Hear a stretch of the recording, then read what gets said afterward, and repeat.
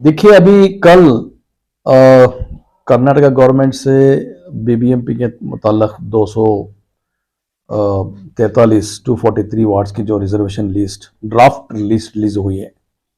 Supreme court के order के हिसाब से 7 दिन में इनको ये लिस्ट देनी थी और वो 7 दिन आज खत्म हो रहे हैं। कल रात में उन्होंने लिस्ट रिलीज किया है।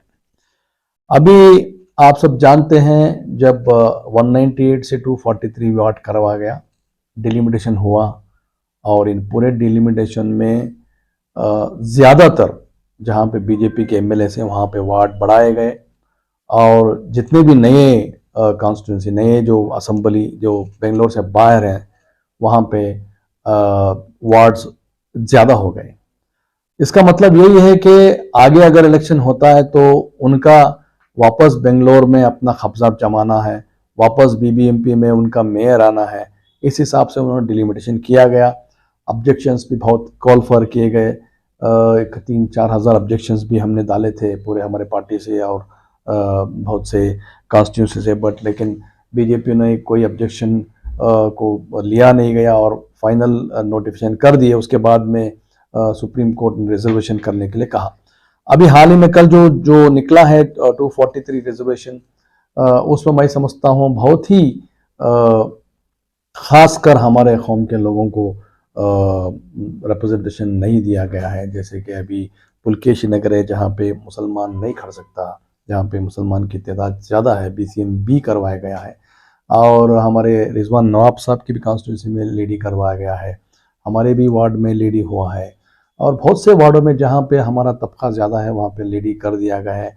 वो अच्छी तरह जानते हैं कि हमारी माइनॉरिटी की जो तादाद नहीं बढ़नी है और जब लेडी भी हमारे, आप जानते हैं कि हमारे माँ बहन ज़्यादा खुलकर नहीं आएंगे, इलेक्शन नहीं करेंगे, इस वजह से इन्होंने सोचकर आरएसएस की ऑफिस में ये रिजर्वेशन करवाया गया है। और बहुत से कॉन्स्टिट्यूंसी में जहाँ पर हमारे लोग हैं जैसे कि चामराजपेट रहा या शिवाजीनगर रहा, वहाँ पे ज़्यादा से ज़्यादा लेडीज़ करवाए गए हैं। 6 चामराजपेट के 6 वार्डों में शायद मैं समझता हूँ 4 या 5 लेडीज़ करवाए हैं। गांधीनगर में 7 लेडीज़ करवाए हैं। शिवाजीनगर में रिजवान भाई के कॉन्स्टिट्यूंसी में भी शायद में 6 में 4 लेडीज़ हो गए हैं। मतलब इतना है साफ इनका एक इरादा है कि बीबीएमपी में ज़्यादा से ज़्यादा तादाद हमारे कौम की ना आए और आरएसएस का एजेंडा जो है कि बीजेपी को वापस बीबीएमपी में लाया जाए, इक़्तिदार में लाया जाए, इस हिसाब से इन्होंने वार्ड किए गए हैं और रिजर्वेशन फाइनल नहीं हुआ है। अभी 7 दिन का इसका ऑब्जेक्शन है, 7 दिन के बाद फाइनल होगा। मैं समझता हूँ जो है शायद 5 या 10% का वेरिएशन के साथ साथ फाइनल रिजर्वेशन लिस्ट हो जाएगी। देखिए 50% रिजर्वेशन लेडीज को देना ही है, ये तो कानून है और पूरे रिजर्वेशन अलग से एससी एसटी और ओबीसी के रिजर्वेशन भी 50% मैक्सिमम है। अभी जहां तक मैं समझता हूं यहाँ पर 240/3 में 130 वार्ड जनरल बनाए गए हैं और बाकी के 113 वार्ड में एससी एसटी और ओबीसी को इन्होंने एक रिजर्वेशन दिया गया है, जहां मैं समझता हूं 50% से कम है और जनरल को 50 से थोड़ा ज़्यादा कर दिए गए हैं। और 50% जो रिजर्वेशन लेडीज़ का है, तो मैं समझता हूं हर कॉन्स्टिट्यूंसी में अगर 8 वार्ड रहेंगे तो 4 वार्ड तो लेडीज़ बननी है। लेकिन यहाँ पे लगता है कि इनको और इनके हिसाब से, जैसे कि अभी 14 वार्ड जो जहाँ एक कोई असेंबली में 14 वार्ड है, कोई असेंबली में 15-16 वार्ड है, वहाँ पे अगर 8 लेडीज़ को और 8 जेंट्स को देनी थी, लेकिन इन्होंने ज़्यादा से ज़्यादा जहाँ पे कांग्रेस के एमएलएज हैं वहाँ पे लेडीज़ कर दिया और उनके एमएलएज के जो फॉलोअर्स हैं उनको प्लीज़ करने के लिए शायद मैं समझता हूँ जेंट्स ज़्यादा वार्ड्स वहाँ पे बनाए गए हैं। तो आपके पार्टी का क्या स्टैंड रहेगा इस पूरे मामले में? देखेंगे, अभी 7 दिन का ऑब्जेक्शन का टाइम है। पार्टी ने अभी कुछ इसके बारे में सोचा नहीं है, कल या परसों उसके बारे में सोचेंगे। जो पार्टी सोचेगा उसका हम साथ में रहेंगे इंशाल्लाह। इनके ऑब्जेक्शन आपकी जानिब से भी फाइल हो जाएंगे होंगे?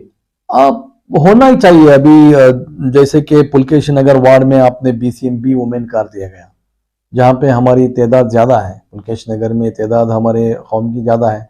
आप एटलीस्ट बीसीएम ये लेडी भी करते तो शायद सही होता।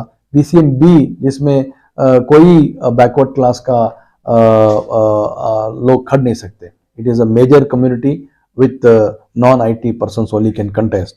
इस हिसाब से वहाँ कंप्लीटली नेगलेक्ट किया गया है। ये हिसाब से हमको कुछ ऑब्जेक्शन करने चाहिए। आपके वार्ड की क्या सोचते हैं? हमारे वार्ड में भी लेडी किया गया है, देखेंगे तो इंशाल्लाह अगर हो सके तो खड़ाएंगे। यानी कि इस मरतबा अब्दुल वाजिद साहब कंटेस्ट नहीं करेंगे, नहीं कर अभी सकते। जो रिजर्वेशन के हिसाब से करना मुश्किल है, आगे देखेंगे। अभी 7 दिन में कुछ बदलाव आ गया, वरना अगर बाजू में कोई जनरल वार्ड है तो वहाँ पे कंटेस्ट करने की कोशिश करेंगे। तो आपके वार्ड पर कौन कंटेस्ट करेगा लेडीज में? अभी इससे पहले भी हमारे घर में my wife was a corporator, so हमारा ऑप्शन ओपन है कि आइदर मी और माय वाइफ, कोई भी कर सकते हैं, नॉट एन इशू इंशाल्लाह। तो हेब्बाल का क्या है सर सिचुएशन? हेब्बाल कॉन्स्टिट्यूंसी में भी थोड़ी बदलावनी लाई गई है। जहाँ पे पुराने मैं था, मेरा वार्ड लेडी करे, मेरा आनंद कुमार थे, उसकी भी BCMA लेडी कर दिया गया है।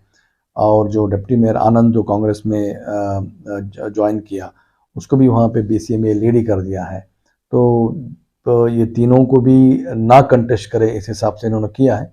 फिर भी हेब्बाल के जो 8 वार्ड में मैं समझता हूँ ओवरऑल जो हेब्बाल की पब्लिक है, अवाम है, वो कांग्रेस के साथ है। इंशाल्लाह अगर हम बाजू के वार्ड में भी खड़े हैं या आनंद बाजू के वार्ड में भी खड़े, शायद जीत कर आएंगे।